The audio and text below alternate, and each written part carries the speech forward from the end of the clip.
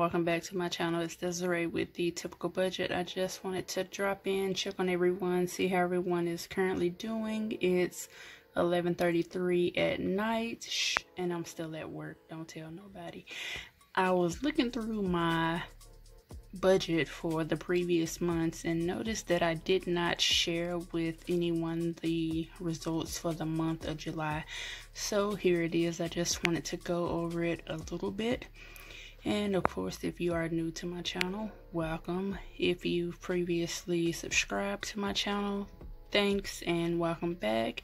And of course, the ones that always support my channel, thanks for watching with me again.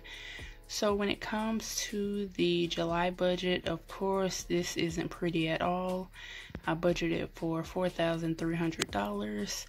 The actual income after adding everything up was $5,862.05. When it comes to the rent is always exact at $725.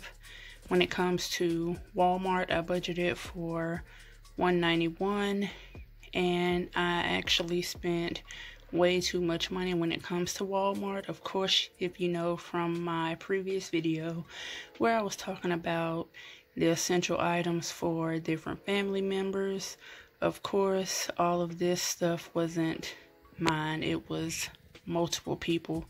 So I spent $336.01 for AT&T. I budgeted for $212, but the actual bill was $111.35.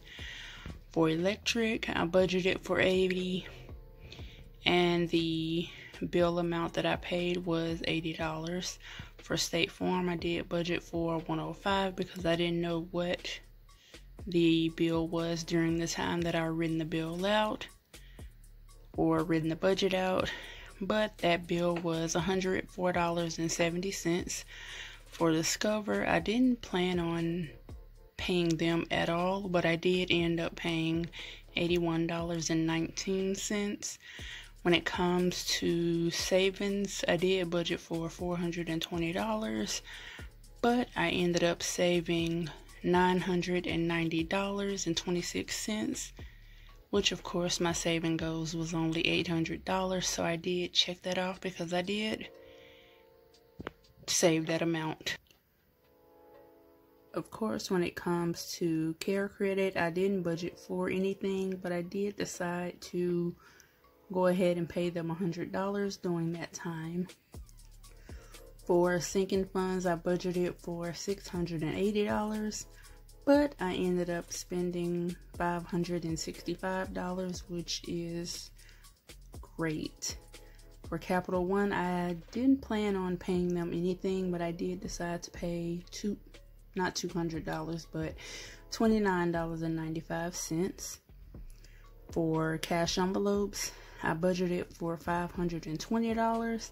I ended up spending $1,089. Wow, that's a lot of money, and it's a big difference. For the Black Shop collaboration sale, I didn't know how much I was going to spend, but I ended up spending $123. For unbudgeted, I should start budgeting for unbudgeted things because things always pop up, but I didn't. So I ended up spending $111.27. When it comes to hair, I didn't budget for anything, but I did end up saving $55. And when it comes to tax-free weekend, I ended up spending $999 for a laptop.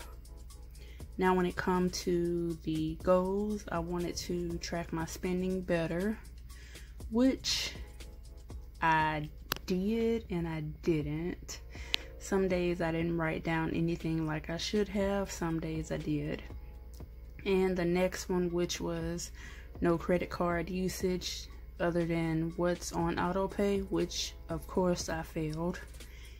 And if we look at the bottom for the total expenses, for the month of July, I did end up spending $4,546.73.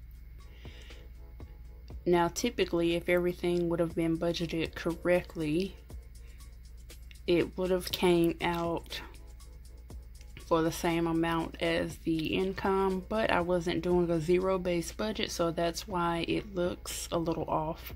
For the month of August, I am doing a zero-based budget where my income minus my expenses equals 0. So for the entire month of August, everything should come out the same.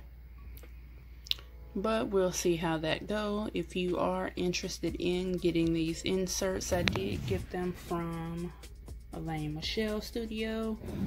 You can look her up on Instagram at Elaine Michelle Official, I believe. Elaine Michelle Official.